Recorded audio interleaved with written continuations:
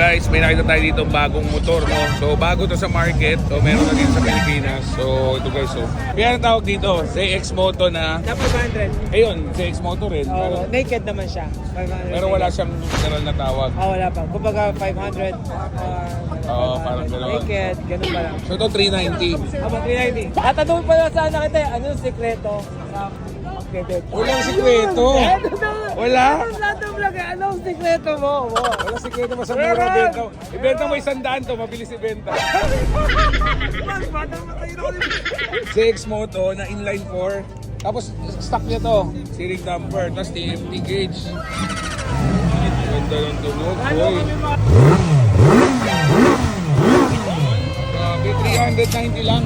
Double disc brake, inverted forks, inline 4 guys. Ganda guys, 390 lang, sports bike. So you have navigation, music, Wow!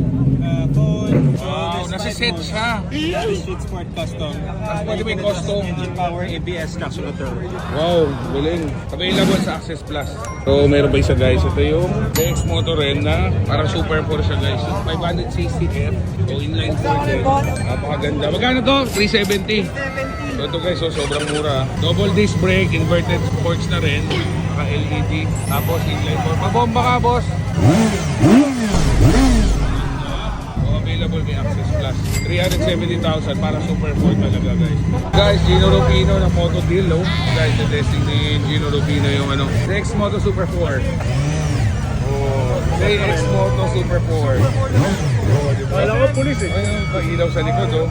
You know, go up this way, take steps. Walang helmet. Helmet naman eh. Oh, I dare you. Boss, thank you ah. Yun, oh. Sikreto!